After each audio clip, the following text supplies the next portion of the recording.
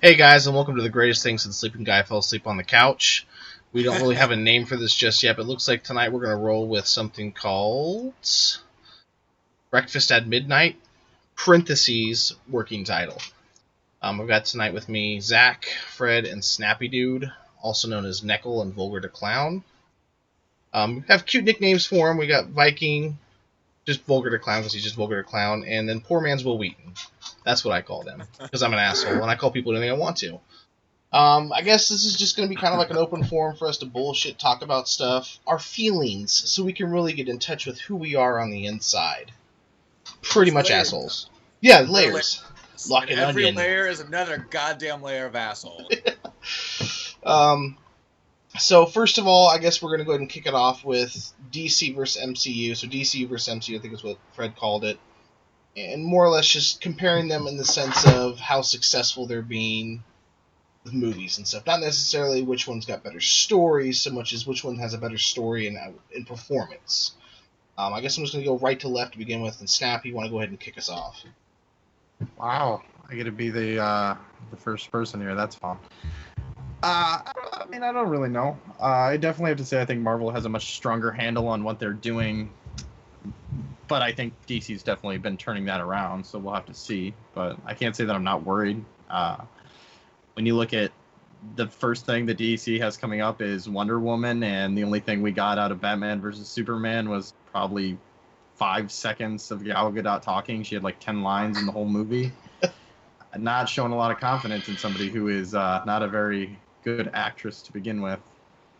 So we'll see where it goes. I don't want to put it down yet. I like the general tone they're going for. It's nice that they're setting a different thing, but I don't know. Fred? Who's on the left of me? Yeah, I didn't know who was you either.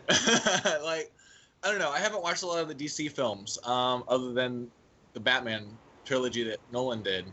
I did see Man of Steel in theaters, and I thought it was really good.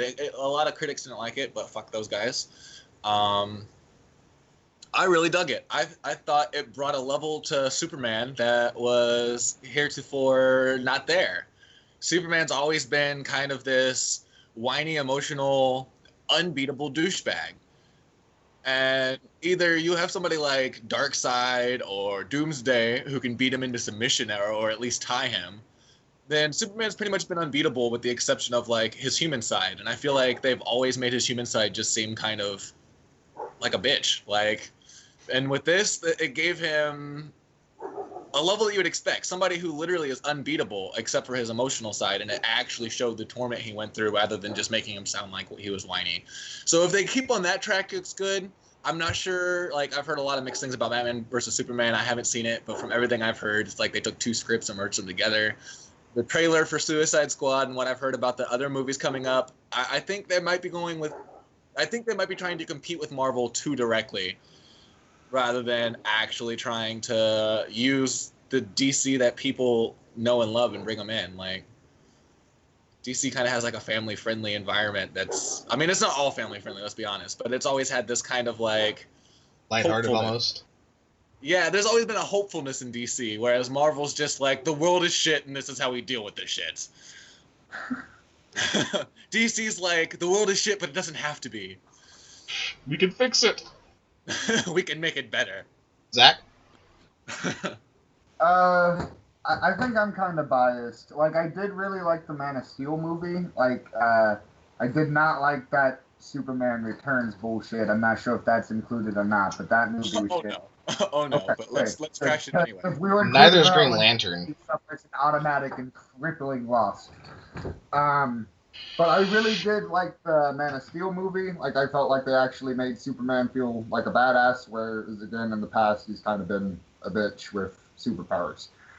But again, I've always liked Marvel movies better, and I think they're just too far ahead of the game at this point. Like, they were able to take their time, like you said, starting with Iron Man and build up all of these different characters. I feel like with Batman versus Superman, I haven't seen it yet, but it just seems like they're trying to rush shit together. You have Doomsday and Wonder Woman and Batman and Superman all in one movie, whereas they haven't really been introduced prior to this point in the universe. No, I agree, and I look at it like where they're going, sort of with Batman vs Superman, where you're right. It felt like two scripts were slammed into one. It felt like there was too much movie, and what really took me aback is that, and I don't know if this has been confirmed, but what I read somewhere was that they're actually going to have an extended version. When frankly, the movie was too fucking long to begin with. I the whole time I'm sitting there, I'm like, okay, surely it's got to be the end now, right? Okay, no, surely it's got to be the end, and it just kept going and going, and I felt like there was a lot of stuff that should have hit the cutting room floor. And that's not something I say about movies very often. Usually I'm wanting a little bit more, you know what I mean? But with this, it felt so forced. The comedy just wasn't... They were trying so hard to make a Marvel movie with DC characters, it felt like. And I look at it sort of like Ants versus A Bug's Life. They're both about, ants basically. And why do we have to... Why do we really have to have these two types of movies? Can't you come up with something a little more original? Which obviously it's superhero versus superhero movies, so you can't be overly original, but have your own presentation of it. I really feel like they really let us down with Batman vs Superman, because literally I watched that movie 3 weeks to a month later. I remember going to see a movie with a friend, but I couldn't remember what movie we went to go see, and it took me probably 48 hours to find like, oh yeah, I went and seen Batman vs Superman.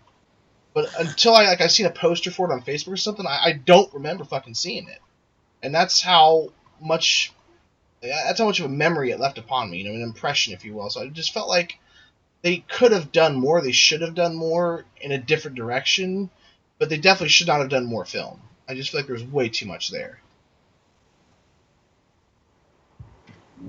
Yeah. As far as the two universes go together, like versus each other, so to speak, not literally like character versus character, but like universe versus universe, like what Snappy said, Marvel definitely has a better handle on things. Marvel came onto the scene immediately off the bat, said these are not movie renditions of the comic books, these are extensions of the comic book universe. They are now its own sub-universe. It has its own designation within the Marvel universe. There's comic books that fit between the movies, so we're no longer looking at these IPs as being like, when you look at the old X-Men movies or the Spider-Man movies, they're like, well, they took this story arc from here and they did this and they bastardized it here, and people have all these critical analysis of the older comic movies. But if you look at the new Marvel, you can't do that, because these are essentially new origins. These are essentially their own sub-universe. So they can literally do anything with these characters, even things not up to this point done before, and have it be not bastardizing the character, because it only affects and only does anything with this universe's version of the character. And I dig that. And DC is trying to mimic this, and I think it's going to be a bit before DC really gets their footing, and I wouldn't be surprised if they had to reboot their film franchise a time or two before getting there. They want to include the TV series in with their overall universe, and again, I feel like those have already gone on for so long that a lot of those are probably going to be wrapping up or starting to like lose fans after another year or two, because they've been on for a while. That's just how things go. And I think it's a desperate need. If they really want to compete with Marvel on that same level of having their own all-encompassing multimedia universe, then they really need to start fresh in order to really compete. Marvel's already at phase 3 and has it nailed completely. They're getting back their titles. They're getting back all of their rights from the things that they didn't have before. Mm-hmm. Spider-Man, they're going to have an official Marvel Spider-Man movie coming out. DC just has a long way to go to catch up, in my opinion. You kind of touched on what you said at first. I mean, like when they started off, it feels like they took the characters out of the comic book and then let them develop. I mean, you look at the first Iron Man movie. Yeah. Robert Downey Jr. is Tony Stark. I mean, there is, in my opinion, no difference from the comic all the way through to the movie. But then you see the development over the course of, how many movies, the 3 phases and everything like that. You see him grow into a different individual.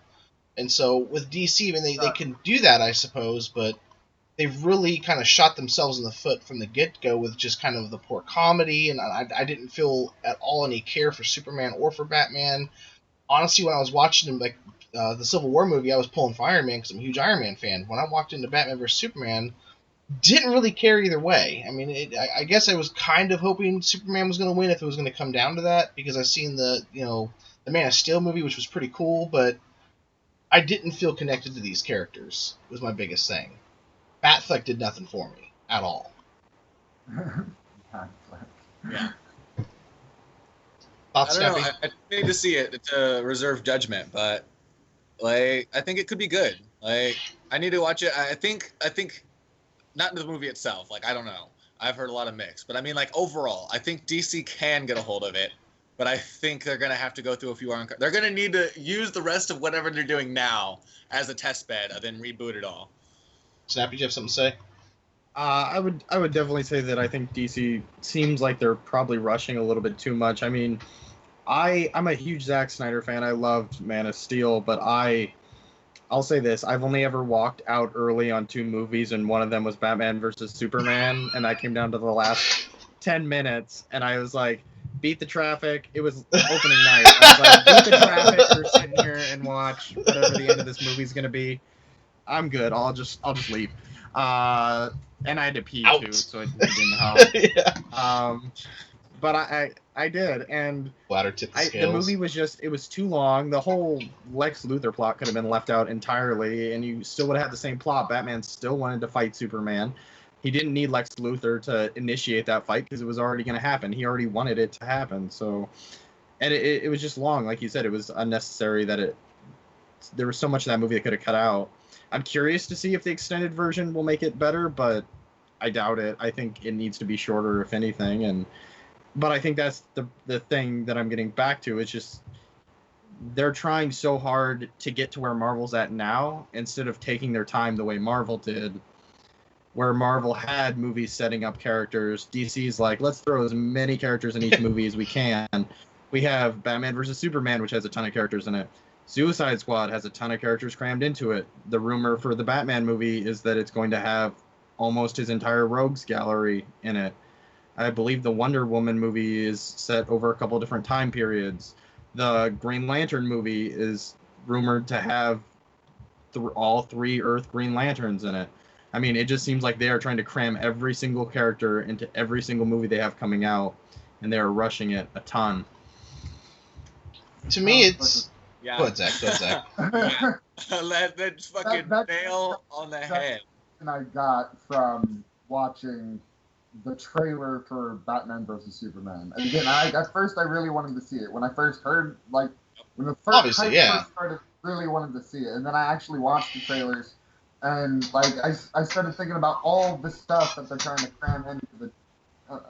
I never went to go see it. Like, especially after I heard feedback from friends and stuff. Like, I normally take critic feedback with a grain of salt. Like, sometimes they just get overly anal about the wrong things. But it's just not looking good so far for DC's current setup, for sure. I look at it the same way I kind of looked at Jurassic World, where the amount of money that it made did not reflect the quality of the movie for me. Like, I like Jurassic World, but it wasn't like top grossing movie of all time quality, in my opinion. Avatar deserved it, Titanic deserved it, you know, a bunch of the Marvel movies have deserved it, but I did not feel in any way that Jurassic World deserved it. And then you look at, like, you know, Batman vs Superman, where it made probably a shit ton of money, but how much of that money did it actually truly deserve? I mean, it's the kind of movie that, in my opinion, probably should have flopped, and flopped pretty hard, but because there's enough fans in the world and there's enough hype around superhero movies, it's going to make the money it needs to maintain and keep going. That's what I think. Wait, let me rewind you just for a second there. Did you say Jurassic World didn't deserve it? I didn't feel like it deserved to have #1 movie in the world money. I think it was a good movie, you know, top 20, top 30 maybe, but did it deserve to be the #1 grossing movie of all time? Not in my opinion. I think Jurassic World was almost as good as the first one. Like, I thought it was really good. I really enjoyed it. I know it was worked on with Michael Crichton, which the second movie was based on his book, but without his help. The third movie had absolutely nothing to do with him whatsoever, and Spielberg and Crichton were working together on Jurassic World when he died. I think Chris Pratt carried that movie, dude, like, pretty hardcore. If it wasn't for him, I don't think it would have been anywhere near successful. Oh, and I agree with that. But the thing is his character is, like, in, 85% of the film? So yeah. that's not a bad thing to say that he carried the film, because I felt all of the roles were fairly decent. But the fact that he was on screen most of the time, he kind of needed to carry the film. That's kind of your job as the lead character. Yes and no, but I feel like there's some movies like where the writing and the story and just everything else is up to the quality of what the main character is. You know, not just the writing of the character, but the person playing them. And I feel like if it wasn't for him in that movie, it wouldn't have been half as successful. It would have been anybody else, it would have flopped pretty hard. But he had all the hype from Star-Lord and from Parks and Rec. No, I know, but that's what I'm saying. Like, because of that, and just, I mean, I liked him in that movie, but for me, it again wasn't top grossing movie of all time money worth. That's fair. That's fair. That's how I see it. Yeah, that's about where I was on it. I don't see that either. Wow. Fucking wow. Can we get somebody else? You know anybody else, Fred? I'm not helpful in this discussion either. Well, here's the thing, like, I have this theory, and you guys know what Ark Survival Evolved is, right? The dinosaur game. Yeah. It was. Haven't played it yet. Yeah, so it was building up hype. It was getting attention, all that stuff around the exact same moment that the movie released. I think it was like a week apart that the game released and the movie came out. And I really feel like that game and that movie kind of fed each other back and forth with the hype and with the media and really built each other up to make them what they are today. That's why that movie was top grossing movie. That's why that game was as big as it was when it first came out. Can't prove it. I don't know if there's a way to look at metrics to actually see any kind of substantial information to show that, but just in my gut, I feel like if it wasn't for Ark coming out at the time it did, I don't think Jurassic World would have done as well, and vice versa. What were you saying, Zach? I'm sorry. Oh, you're fine. I was just saying about everybody thinking about dinosaurs. Yeah. Well, everyone likes dinosaurs, right? I mean, who the fuck doesn't like dinosaurs? Except for me, pretty much, right? Probably the only one. Got a personal vendetta, except it's a purple one specifically. Yeah, that's. Fuck that guy. I love you too, Barney. And then speaking of hype, I mean, Overwatch just came out, right? And I've heard a lot of good things, bad things, people's opinions about it. People looking at it like an overhyped Blizzard game, same as Here's the Storm was. And I don't see it that way. I don't know if you guys have played Overwatch or not. I was literally just playing it an hour ago before we started this. Yeah. I was on the fence about it when I first seen the trailer on it. I was at first like, it looks okay. Maybe I'll play it. Maybe I won't. I really don't know right now. I played the beta probably about all of 15 minutes, and immediately it was like a light came on. I'm like, this is a fucking hit. This game is going to be the shit. I played as much as I could of the beta, and once the beta was over with, I purchased it. I mean, I was on the hype train 100%. But obviously there's people that still kind of look at it from a different perspective, maybe, I guess. They don't see the same things I'm seeing. I don't know. What do you think, Zach? I've seen some gameplay on it, but I have not played it. I was busy pretty much for all of the beta weekend or whatever. But I'll be playing it soon. I got it available on the Xbox now. I do feel like it got kind of super hyped, but at the same time, it looks really promising. I like how you can it seems like you can swap characters out, like, in the middle of the game, which that makes, like, counter plays, like, the potential skill cap on this game is ridiculous. It is. Because there's so many different characters with so many different abilities, and if you can swap kind of on the fly rather than being hard locked, like, throughout the game to one champion or hero or shooter, whatever the fuck they are, again, like, I really do see the potential in esports for it, which is exactly what Blizzard designed it for. Fred? Well, I'm like the complete opposite from you. Well, not complete opposite, but somewhat opposite. See, I literally followed nothing building the game up. I didn't play the beta. I still haven't watched any of the trailers. I've seen some of the parody things that have gone around on Twitter and some of the buzz from the actual word of mouth stuff, but I've literally watched no content prior to buying the game yesterday, which I did completely on a whim from a suggestion from a friend. And who'd you buy it for? I love it. What console did you buy it for? PC? I got it for Xbox One. But that aside, I really enjoy it. It reminds me very much of like a Blizzard approach to Team Fortress 2. And I'm not talking launch Team Fortress 2. So if you guys haven't played TF2 since it was released with the orange box, go back and play it now. Because the things they've added in, the character customizations with the different weapons and armors and items plus hats and all the different fun stuff. TF2 is a great game. Those hats, It- though. Yeah, it's hard. Hat Fortress 2. Oh yeah. So with TF2, you have one of each character, one of each type rather. You have your support, your defense, and your attack, and then within you have each of your sub, and that's it. Every character is very much unique. There's not two snipers, there's not two spies. There's one of each style of character. And with Overwatch, rather than giving you one of each style of character and a bunch of different weapons to customize that, instead it gives you a bunch of characters, each with one weapon, and they're special. So it has like a League of Legends approach to a first-person shooter, and I really dig it. It feels like TF2. The map layout feels like TF2. Graphically, it looks like a smoother, newer gen TF2, and I just feel like it's good. Yeah, it's gonna be big. It's already big, and I just really dig it. It's one of those games that if you followed along with the hype, it's probably worth it, and if you haven't, check it out anyway. It's still probably worth it. Snappy? Preferably for PC though.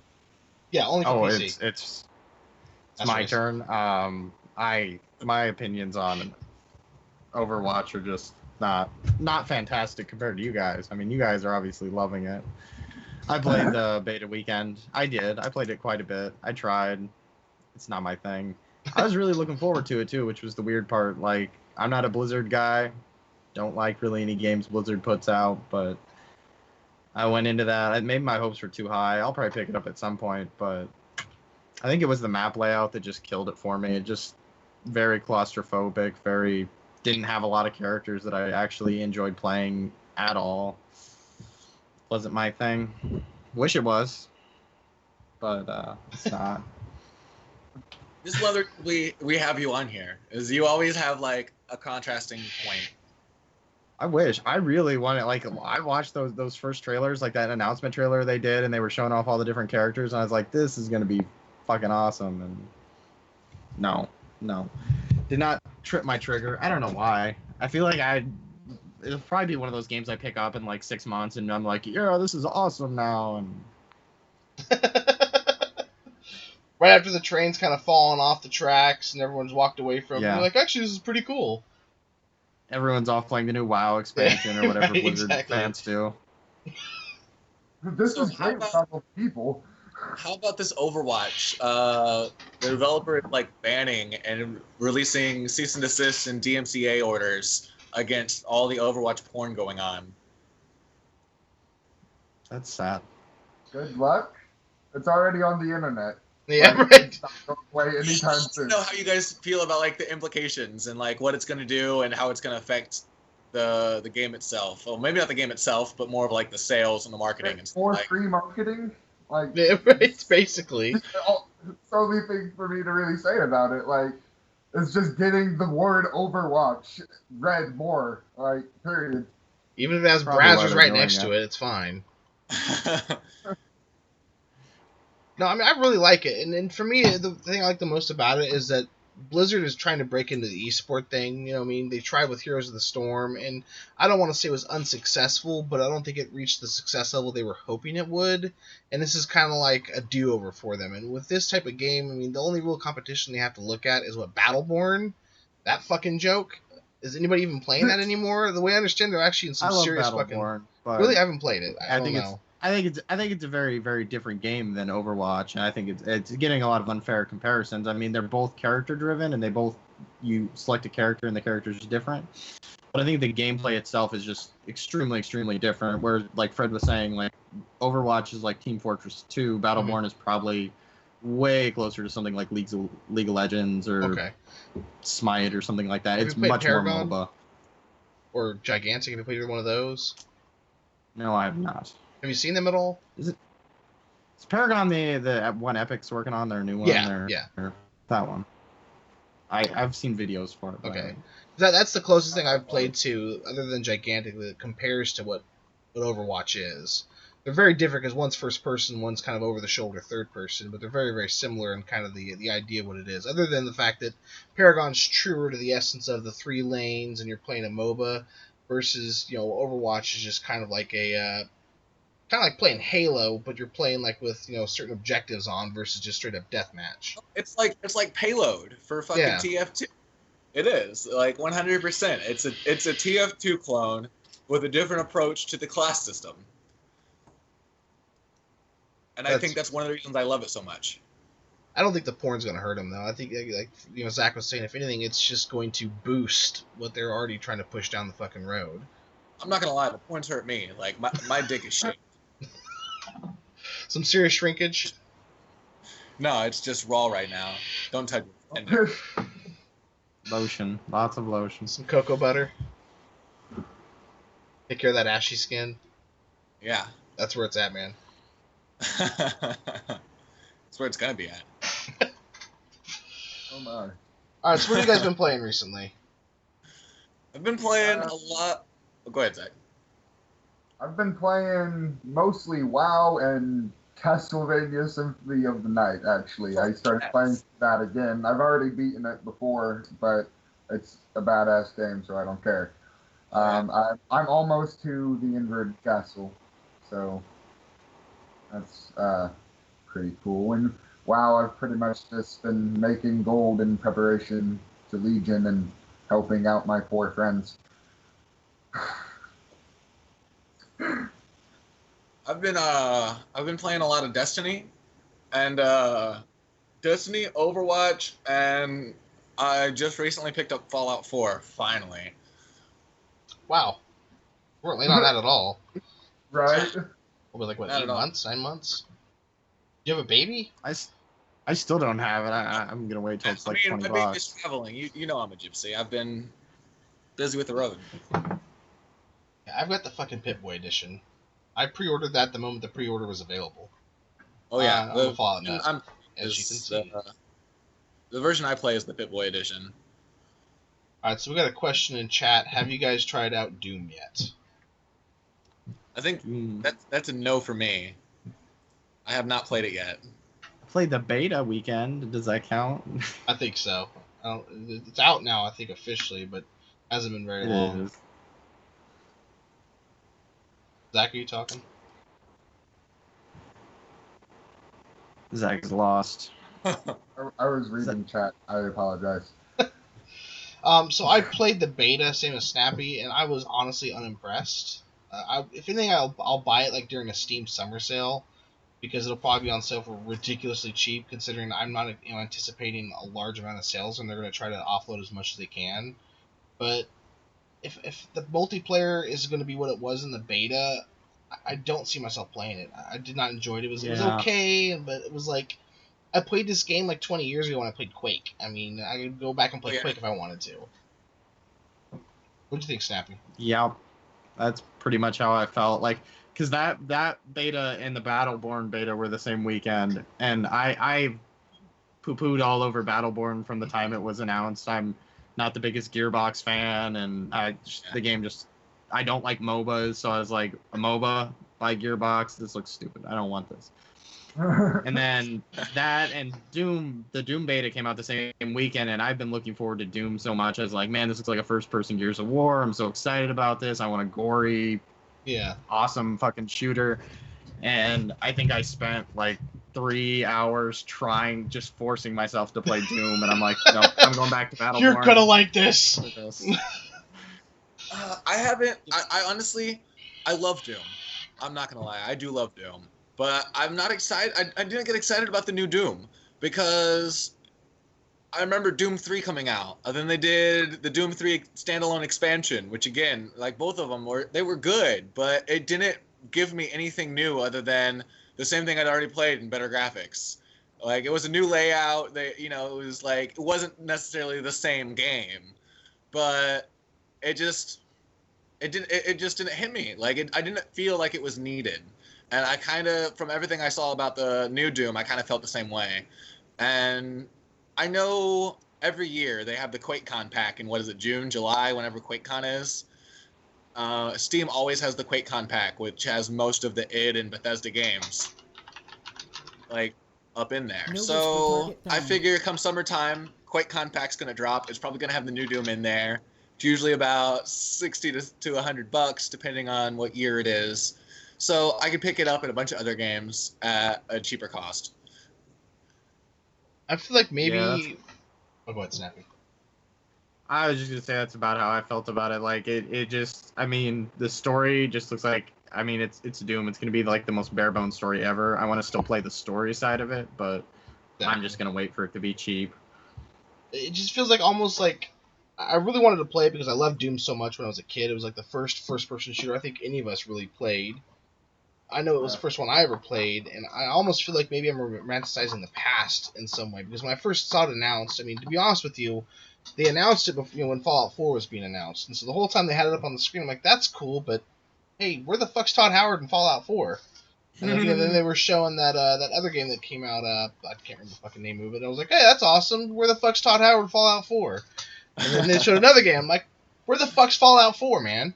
And then finally they showed Fallout 4. I got the splooge all over my desk. I was happy camper, got some good sleep. When I woke up the next morning, however, I was like, okay, well, let's check out this Doom game. Let's see what else is going on here. And the more I looked into it, I did get interested. And again, I think I might have been romanticizing the past because I remember playing, Doom and how awesome it was. I remember playing Quake, which is when I saw the gameplay of it. I'm like, okay, that looks kind of like a Quake kind of feel to it. You know what I mean? And so I was kind of excited when the beta came out. I played it, and I kind of like Snappy. I forced myself to want to enjoy it. Like I was being spoon-fed fucking medicine. Though, fun fact, sugar does not make it go down easier. It just makes you more pissed off that the game isn't adding up to what the hype should be. And so by the end of it, I was like, I'm not going to pay for this. I was really ready to fucking swipe the card. I was ready to go on it, but I was like, I'm going to, at least check it out. I'm going to be a smart consumer. And I was so let down by it because there was not a lot of diversity to it. And I feel like maybe it's because, and I don't want to say spoiled, but I feel like the way of games have changed and transitioned. You look at Call of Duty, Battlefield, Halo, any kind of first-person shooter that involves multiplayer online competitively in some way. There's a lot more going on. There's a lot more dynamic to it versus just the point and click and you got a couple power-ups on the map, you know what I mean? Whereas that's really all this thing had. And some parts of it felt very overpowered and needed balancing, but that's to be expected with the beta. But just even with the balancing, I just don't feel like the multiplayer is going to be a solid game. It's not a solid buy. I feel like it was pretty much made to be a nostalgia trip anyway. I feel like if you're a fan of the old games, you're probably going to get it and have fun and play through it. But most of the time, games like that don't have a lot of longevity anyway as far as multiplayer goes. I think most of the people who get it are going to be getting it for the single-player Doom experience so they can relive their childhood memories of blowing everything the fuck up. See, I agree with that, but I feel like the game industry should have learned their lesson after Duke Nukem. Duke Nukem Forever, when it finally fucking came out, all it got were bad reviews. But anybody who's played it and has played the original Duke Nukem games should know this is what you should have expected. Yeah. This is Duke Nukem. And that was kind of the problem. The people who used to play Duke Nukem they're adults now. They're 30, they're anywhere from 25 to 35, maybe older, and their tastes have matured. So they're going into it with an expectation of rose-tinted glasses. They're wanting it to be what it was in their memories, not what it actually was then. And it really is. If you played them next to each other, you'd understand. Duke Nukem Forever is Duke Nukem. Doom is Doom. And that's why I'm not hyped for it. Like, if you're going to do a new Doom, I can go play Doom at any point. I have the old Doom games, and it's going to be the exact same thing. I'm going to have the same enjoyment. And actually, maybe more enjoyment because I'm going to actually have the nostalgia. Mm-hmm. With this, it's almost nostalgia, but not enough for me to be like, hey, let me drop $60 on something I've done before because it looks shiny. I can't. And the multiplayer, I'd much rather get a game that had a more thought-out multiplayer that's more modern. Let's talk about Titanfall 2. That's the game I'm going to get, and I'm going to enjoy the fuck out of some multiplayer. Giant mechs with swords? Yeah. Somebody give me a reach around while I play this. It's almost like getting back together with your high school sweetheart, only she's popped out a couple kids and put on a few pounds. It's kind of the same, but things have not gotten better. Yeah, that's basically how I feel about Duke Nukem Forever and Doom. It's the same thing we had already, just shiny. And in this case, it's because the shininess is from, years of caked on cum that, we don't have anything to fuck with. Yeah. Speaking of Titanfall 2, though, that looks fucking awesome. I don't know how big a fans you are of Titanfall 1. I still play it occasionally. I still have it installed on my computer, and it takes up 60 fucking gigs. Somewhere. So it's nothing, nothing short of, I don't know the word I'm looking for, but the fact that I still have it installed and ready to play should speak volumes as to how much I care about it. And so I'm really fucking excited about the sequel. And honestly, I'm kind of surprised they got the funding for it, considering how hard the first one fell. I mean, it was amazing the first 3 days, and then once people actually had their hands on it, it was just kind of crashed. But the thing is it still had hype. When they dropped the teaser for Titanfall 2, there was still hype. People were still excited. It wasn't that people didn't like Titanfall 2. It was that they didn't proceed fast enough with the things they promised, and in some things they never gave us at all. And so, on one hand, Titanfall 1 sold a lot. So they probably got the funding from the game itself. And if I recall correctly, I believe they talked about started development not too long after release anyway, which could explain a lot of the fall off as well. Was, all right, we didn't do this launch properly. Let's say fuck it and start over with Titanfall 2. Which is not the first time a game has done that. And a lot of times they do come back and do better. Brink is one of the games where they didn't do a Brink 2, but they did fix the game later on, and it never got the recognition. I think Titanfall 2 is a correct response. Rather than fixing what the people complained about who are no longer going to come back to it, let's just give them a new game. And I think it's successful. I'm looking forward to it. I still play Titanfall. I still play Titanfall regularly. That game is just, it's fun. It doesn't need a lot. It doesn't need a ton of weapons. It doesn't need a lot of mechs. There are a few things I wish they would have added in or had done, but overall, fantastic game. I had a lot of fun with it too. I didn't play it for forever or anything, but like Barney said, I still have it installed and I still play it occasionally. It's just fun. You can run and jump around and snipe people, and once you get good at the movement in that game, you never have to touch the ground again if you don't want to. Yeah. The ground is lava. Which is great for the map, so you're not allowed to touch the ground. And then, you could, I would get, the enhanced targeting thing on my mech, and most people are like, oh, yeah, the mech, let's get it and thrash about. But I would, build kind of, my dude as, stealth, and then I would have, the enhanced targeting thing, and I would basically just kind of follow my dude, because you can, make your guy walk. So, I would just kind of have him following me. So he'd be on the ground, and I'd be in, the buildings and shit, and I fucked all of everything. It was glorious. Because they're all shooting at my Titan, and I'm like, oh. Nice. Yeah, Also, I definitely love Titanfall. I had a ton of fun with a triple threat, I think it was. It's the gun that, fires the 3 little grenades, because people are really, really stupid. So you just use this weapon and you walk backwards in all mech battles, and you will win 9 times out of 10 because everyone's just shooting at you and walking forward, and I'm just firing at the ground and walking backwards. So they're walking into continuous mine explosions, and then they finally get to me and explode, and they're like, "Why isn't he dying?" Oh, plebs. Gotta love them. So on to Fallout 4. I don't know how much you've actually played with Fred. I haven't played Far Harbor yet. I just haven't gotten a chance. Unfortunately, the WoW bug bit me. I've got a lot going on where I'm trying to work on a video for 7 Days to Die that I've been having issues with. And I think I've got it figured out. And once I get all that sorted, I'm probably going to go back to play Fallout 4 some more. I did play the first 2 expansions. The robot one was really fucking sweet.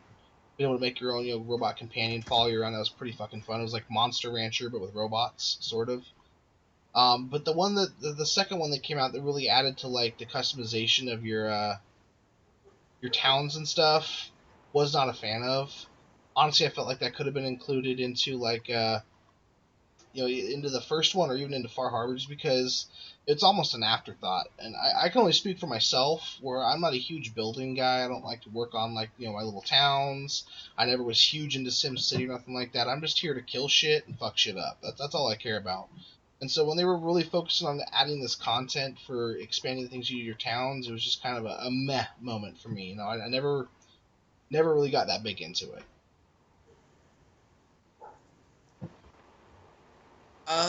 I just recently started with Fallout 4. I haven't played any of the expansions, though. I'm pretty sure I have all of them on the console. I also have it for PC. I just haven't played it yet on PC. I've been in transition with life. Don't judge me. As far as Fallout 4 goes, as soon as I got into it and they told me I had a town I could upgrade, I've pretty much neglected everything going on in game in favor of making my town a Banff, and I have an addiction with collecting power armors. Like, if there's power armor to be had, I will be having it. Have you started like the Tony Stark room with like the suits, where it's just like your whole room is suits? Oh, Yeah. it's going to. I'm going to. I'm in the process of building me my own 10-penny tower, and at the top is just going to be like my Tony Stark, like Iron Man suit room. Tower. Who's your favorite companion then? So far, I only have a dog. But I have like 4 suits of power armor, so go Okay. me. Yeah, you got that going for you. Who's your favorite companion, Snappy? Have you played Fallout 4? I've not played Fallout 4 yet, so My level of disdain for you right now, I just cannot even possibly explain to you. not broken even gonna my go heart. into my rant on Bethesda RPGs. Okay, my please go ahead. love-hate with them. I'm gonna go get I- something. Go ahead though. He's gone. Thank goodness. Go ahead. He's gonna get something. Curious what he's getting. It's exciting. That's the suspense. It's like Christmas, only it's not Santa Claus and It's not there's no you. elves and there's no wrapping paper and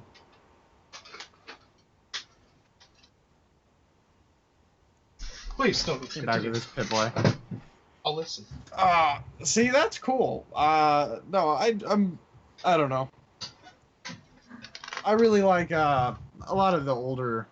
It seems like the further I go back with the Bethesda RPGs, the more I like them. So, Fallout 3 wasn't my thing. I like Oblivion. I like gosh, what is it? Morrowind. Skyrim was terrible in my opinion, but I'm just. Fallout 4 though looks good. I would probably spend all my time building a town, and that's all I would probably do. I probably wouldn't do anything else. 6 hours in, Just you've seem to- almost finished your character. I've been a Fallout fanboy since like I played Fallout 2, and I immediately went back and played Fallout 1. And I got Fallout 2 right after it came out. So I've been a Fallout fanboy for a long time. I'm a huge fan of Black Isle, and the people that later founded Obsidian. I'm one of those people who will argue till I'm blue in the face about New Vegas being the best of the newer games. New Vegas is still better than Fallout 4. And I think you should really reserve comes that down to- judgment until you finish Fallout 4. I mean, the fact that I have no desire to continue going through the story in Fallout 4, I think is enough judgment Have already. you been to Diamond City? I haven't. Like, I don't have I'm just any... saying, you really haven't started the story yet. This is true, but as I mentioned, Fallout with the New Vegas versus 3, there's just a difference between a Bethesda RPG and an Obsidian RPG. Bethesda has these really deep single-player storylines with these completely disconnected, nearly unrelated, and unaffected side quests that fill the rest of the world. Like 1 to like 10% of the game is your main quest in a Bethesda RPG. And then the rest is these side quests that literally feel like they have no bearing on the rest of the world around you. And you play New Vegas, or you play Knights of the Old Republic 2, you play these, or a BioWare game. You play these games where the side quests and the main stories are indistinguishable from each other. They completely feel like it all affects the universe, like it's all important. And that's exactly how it should be. With an RPG, it's supposed to emulate an actual world to immerse you. And Bethesda has never, and I emphasize, never grabbed that, anything past Morrowind. Like, Telling me killing that tree guy in Fallout 3 didn't mean anything to you? Harold? Bastard. like Whatever Justin. his name was. them killing Harold. For me, them killing Harold was a sign that Bethesda was like, this is our title now. Fuck you. Tree man. Because Harold was in every single Fallout, and now he can't be. He is dead. Like, and I have to say, like, they gave him kind of a decent within canon death, but simultaneously, I feel like that was their way of saying this is the end of an era. This is the end of the Fallout you know and love. And New Vegas came back and was like, not quite, guys. And they did Fallout 4, and they're like, no, motherfuckers, yes, quite. See, I having played Fallout 4, and I would say I've done probably 65 to 75% of the quests and the content. I mean, I'm pretty close. I've got 2 playthroughs.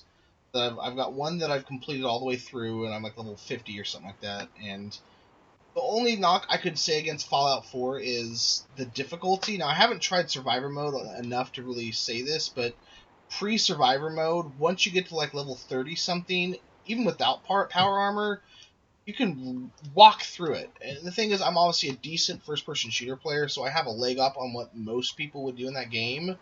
The combat is fucking streamlined and amazing. The guy they brought in from Destiny did a fucking amazing job on getting that thing working. Fallout 3, the first-person shooting, and New Vegas, I'm sorry, was shit.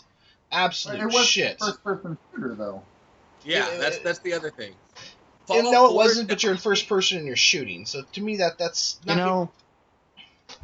Now that he actually says this, that was actually my biggest complaint at the time I was playing Fallout 3, was that I picked it up to be a shooter, and Fallout 3 is a shooter. He's right. It blows. If you don't use the VAT system, you're pretty much just handicapping yourself. It's like taking one of your hands and like duct taping it behind your back to try to actually shoot on that game. This is true. And New Vegas improved that slightly, but still, VATS is your best bet. 4, I have to say, yeah, I'll give it to you. 4 is definitely a shooter with RPG elements, heavy RPG elements given, but still, it's a shooter as far as your controls go. Well, New Vegas and 3 were definitely first-person RPGs where your weapons just happen to be guns. Well, my point was that I feel like they really did a good job of capturing that, but they also did a really good job of having kind of the similar elements to what Vegas did, where they have these like 4 stories, if you will, going on, kind of like Skyrim did with the different factions you could join, all simultaneously, and you kind of have to pick a side in the quote-unquote war that's happening. And it's not really a war, but for all intents and purposes, we'll call it that. And the side quests, in my opinion, again, this is just my opinion, did a much better job of blending themselves sort of into the story. But with Fallout 4, a lot of the stuff that's happening, even more so than 3, feels like something that's happening in the world. So you might do a quest line, you might have a pretty big thing going on somewhere. It's not necessarily going to affect the main story, but it's going to feel like it's affecting the world because you're a part of it. And it might have some things that touch into, but it's mostly about this is the storyline you're following that's set in this time period, this world, this area that you're in. But a lot of them do feel like they blend right back into the main story. They did a very good job. I think if you actually give it a chance, go to Diamond City. I will. I think I can't guarantee your opinion's going to change and say Fallout 4 is the best, but for me, just purely because of the combat and the way they kind of took the lessons that were learned from New Vegas, they've made the best Fallout game to date. I've played the first 2. I liked them, but for me, the limitations as far as the gameplay really affected me. That's me as a gamer, obviously. You know what I mean? Yeah. I mean, all my favorite games from Super Nintendo and stuff that were in some way similar to the original Fallouts, I can't enjoy as much as I did back then because I've played stuff that are better. That's the only thing that I have to hold against them. I can feel you on that. You really have to get a chance, but go ahead, Zach. Sorry, I'm talking too much. I had a lot of fun with Fallout 4. I also had a lot of fun with Skyrim, but I feel like these newer RPGs have lost something in favor of mass appeal. Like I feel like each new incarnation is less RPG and less immersive. They're still fun. They're still good games. There's still a lot of work and dedication that go into them, but I feel like with each passing game, I'm more a person playing a game rather than being in the game. Like, my immersion in Fallout 4 is just not there. I'm just killing shit in the wasteland, which is all well and good, but I didn't feel like I was... Like, to me, that's what an RPG is supposed to be. You're supposed to get lost in a world. Not supposed to have all the answers and be a god. You're supposed to just slowly figure stuff out, kick some ass along the way, and witness some badass storytelling. And I feel, again, each incarnation has gotten simpler as far as the way the in-game mechanics are handled, like stat-wise. like each game is getting simpler and simpler, and so like again, I still have fun with them, but it's a little bit depressing because I play them, and by the time I get to like level 40, I'm like, this isn't an RPG. I don't actually have choices. I mean, you do, but you don't. Like, not anymore. It's weird. We'll see with Fallout 4, and maybe if I'm even being kind of like, because obviously I'm in love with Fallout. I'm going to romanticize it. I'm going to look at only things from the bright side. If I look at it from a critical standpoint of what the story should be, I almost feel like, and I don't want to spoil stuff here for you guys that haven't played it, but I feel like, and maybe Zach can agree, they kind of bastardized the Brotherhood. I mean, some of the things that they were doing just didn't feel canon. I mean, okay, it's the Exile Brotherhood. If you played Fallout 3, Elder Lyons talks about Maxim because like they're still on the East Coast and it's only like 10 years later. So in Fallout 3, you have the dudes in the red power armor who are like all gung ho and militaristic, like to the max. And they got like there was a schism and the Brotherhood split in two. And so I am almost positive that is the Brotherhood you're dealing with in 4. That would make more sense. I don't recall that, but I don't know if I've completed the 100% of the DLC for 3, but that always kind of, like, I accepted it because, again, I'm a Fallout fan, and they're going to shove their dick down my throat. I'm going to go ahead and swallow and say thank you. But part of me was the whole time was kind of like, this doesn't feel like the Brotherhood I remembered. Again, 10 years have passed, there's a schism and all that. But the whole time I was just kind of like, I'm not feeling this. And when I play a game like Fallout, I take my time creating my character, but I also create like a little mini backstory in my head, because that's how I get into the game, is I kind of create a persona for myself. And the persona for myself was going to follow the Brotherhood, but the whole time I just kind of felt like, yes, I know what the Brotherhood should be. My character obviously does not, but it really kind of disengaged me from what I was attempting to do with my character. I feel like I lost a little bit of something. By the end of the story and stuff and everything that happens, I was so shocked. I was right back into it, but there was some time where I was disconnected from my character, and that kind of took away from it. But again, it's still a really, really solid game. Really good game. I definitely plan on going through a lot more of it, but I do want to touch on something for any Fallout fan, even if you picked up at Fallout 3, New Vegas, or Fallout 4 as your first. Go online, find the Fallout Bible. Read all of the issues, all of the entries to the Fallout Bible. It's written by the amazing Chris Avallone. The guy is like one of the lead developers of the first 2. He was also the creative lead on New Vegas. He wrote the Fallout Bible, and it basically fills in a lot of blanks. It explains what a lot of the vault's purposes were, which vaults never really got discussed. But it's a lot of behind the scenes. It's a lot of stuff that fills in blanks for the characters and the story itself and the world.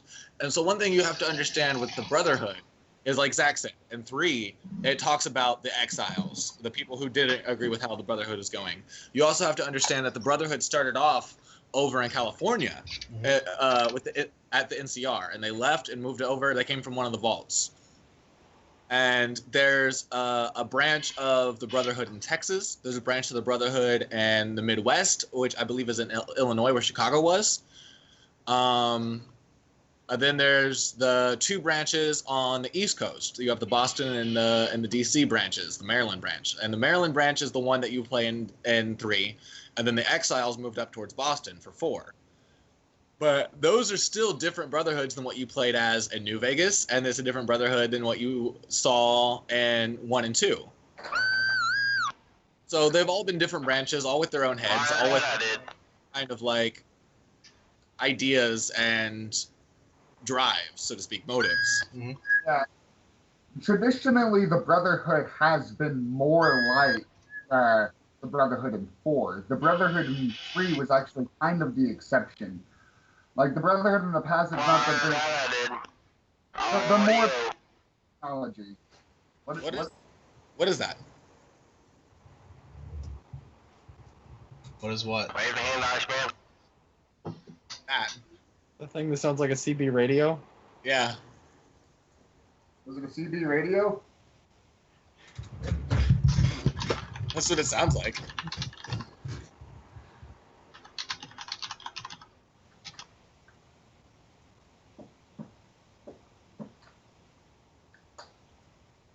Anyway, But yeah, the Brotherhood in 3 was kind of the exception. They were by far the nicest Brotherhood incarnation so far. Well, Most of the other ones have been kind of dicks.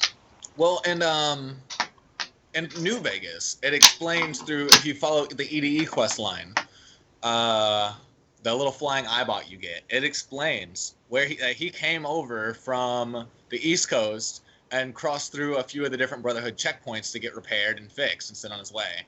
And so you get to pick up a little bit of the in-between story through his stuff. And the Brotherhood has always been one of my favorite factions because they combine the old world ingenuity with the survivalism of the new world. And the Enclave has an elitist kind of like, they were the shadow government, and you have the people that were left behind after the Enclave got destroyed. And you destroyed the Enclave in 2, and you destroy the remnants in 3. But I really love the different factions that it has in Fallout, and it explains it. Because there's never really a good guy or a bad guy in the Fallout franchise. You have different perspectives. And yeah, you might play from a certain point where you have protagonists and antagonists, but that doesn't necessarily make any of them the bad guys. Just different points of view. And I really like the realism it gives in that aspect. I'd say in 4, the Institute, I haven't played through 4. I really haven't played through it much, so I can't comment on 4 yet. I'd But say in again, 4 you have 2 good factions, 2 bad factions. I don't know.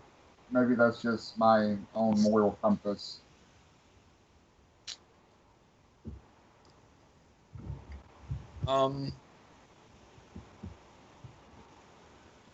Anyway, so what other games are coming out soon?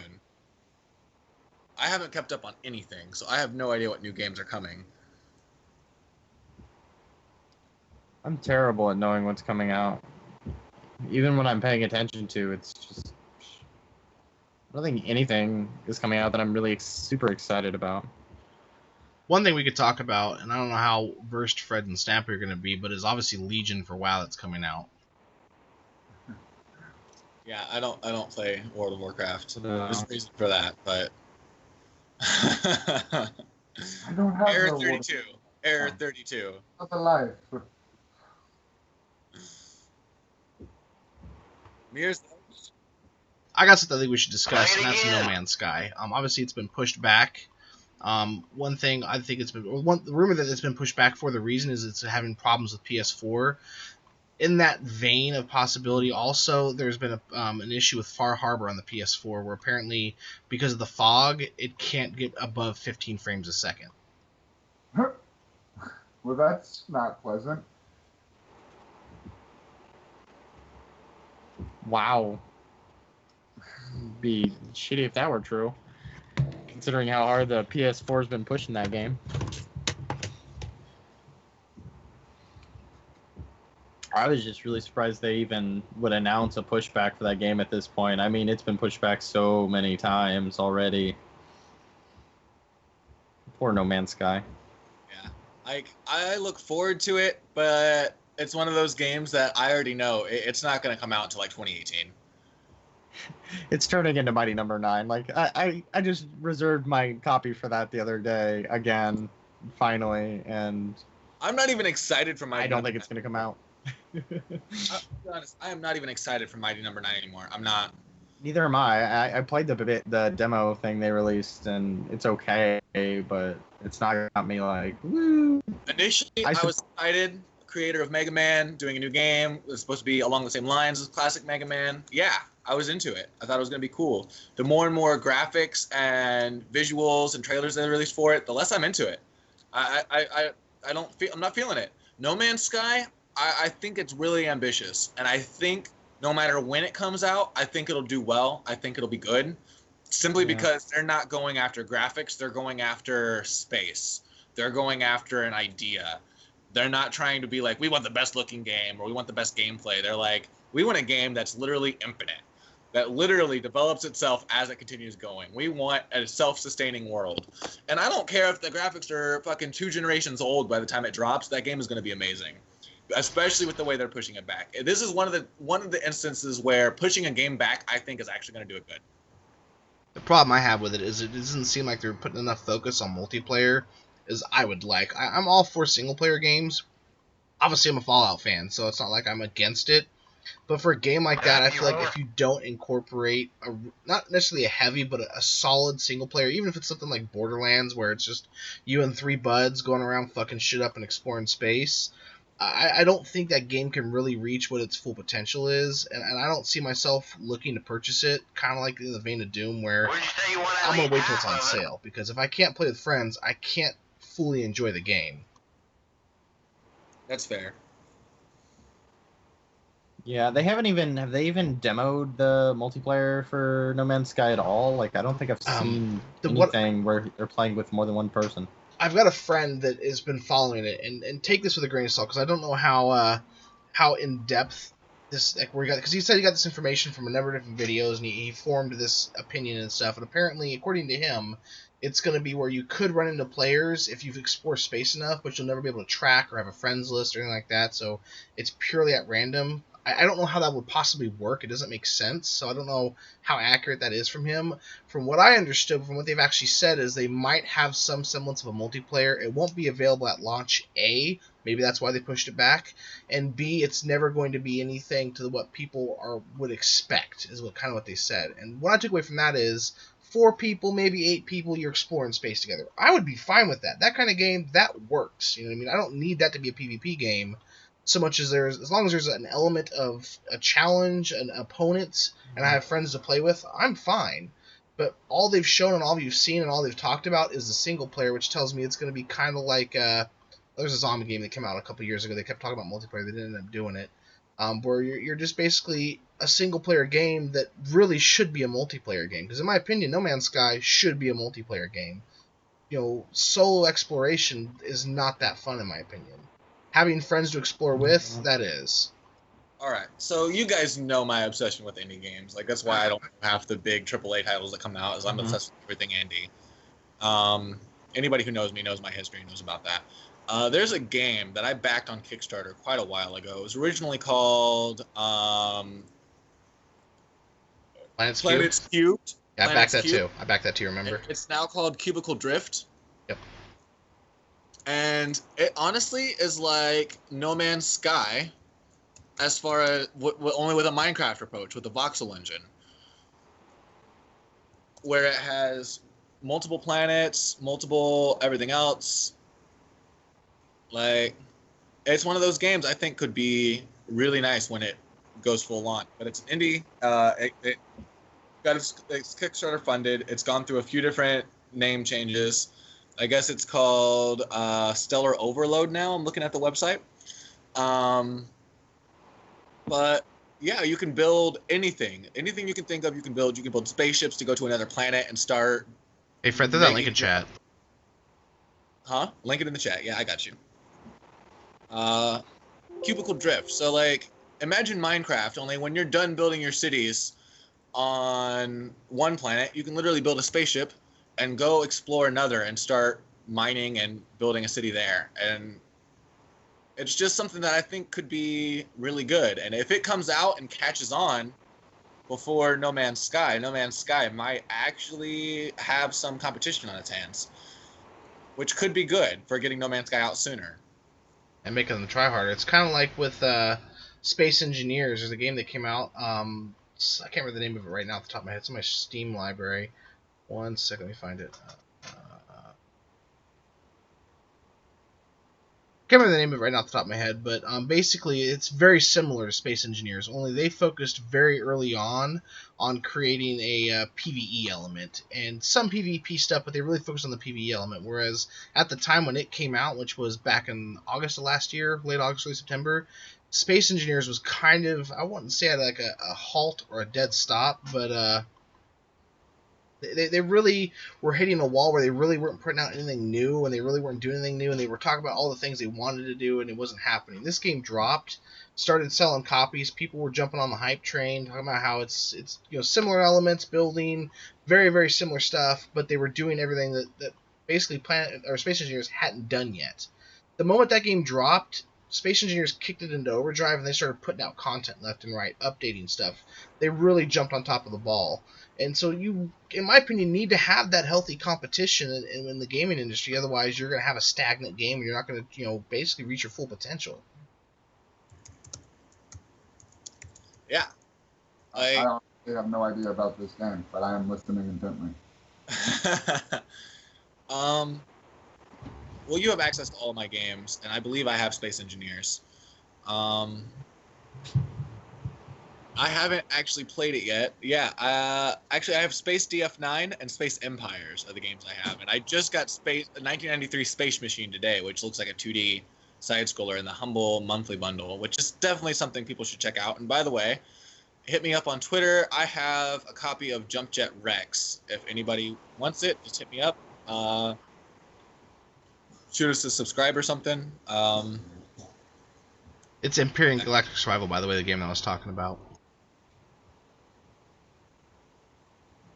But kind of in that vein, though, another game that I'm looking forward to as far as exploration is called Rock the Game. I'll put the link in as well. I'm actually going to be testing their demo and streaming it and stuff like that with my stream team whenever they get that available to us. They've been kind of pushing it back because they're still working the kinks out and stuff before we're allowed to touch it. But that's something I'm really excited about, and it's kind of similar. It doesn't go into space. You're on Mars and you're exploring Mars.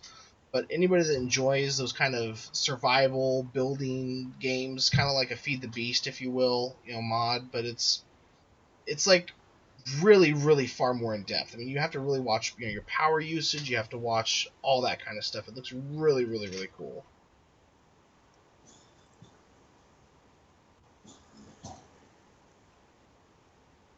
Yeah, I'm into space games. And I'm into building games. And I think Space Engineers looks nice, and I thought I had it on my list, and I don't. So it's definitely one I probably added it to my wish list. But it's definitely one I need to check out. Honestly, I'd go for Imperium. I haven't played a whole lot of Space Engineers since the whole back and forth with them started, but the last time I really looked at it, which was a few months ago, in my opinion, Imperium was still the better game, just because they had a lot more balance to the elements available. Space Engineers does a better job of having the technical things you can do, all the in-depth machinery and stuff like that. But if you're looking for a more balanced game where you actually have get elements fighting against you and stuff to deal with, Empyrean's the way to go.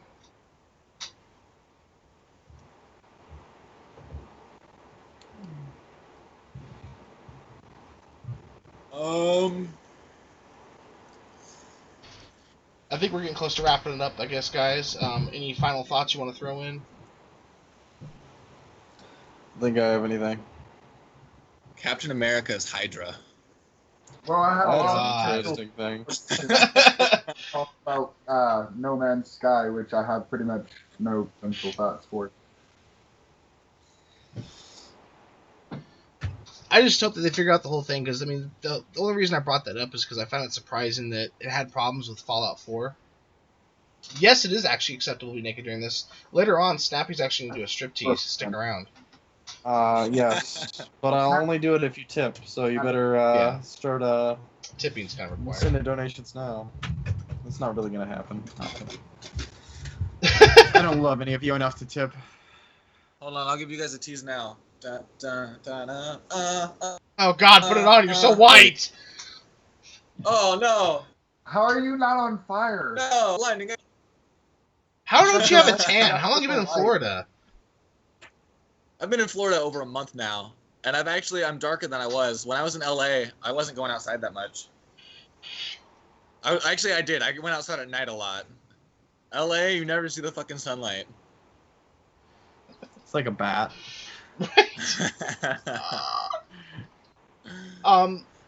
But yeah, I mean, I was kind of surprised that, I mean, with Fallout 4 as well as it ran, on the PS4, the DLC drops, and all of a sudden it's having all these issues and stuff. It was very surprising. And then the rumor came out about No Man's Sky, and I'm starting to wonder, because I know when they made the PS4, they made the move to include that different style of memory that was made, DDR5 was made for video, but instead they incorporated it for the standard memory. I don't know if that is what's causing it. I'm not that technical savvy. I know just enough to get me in trouble.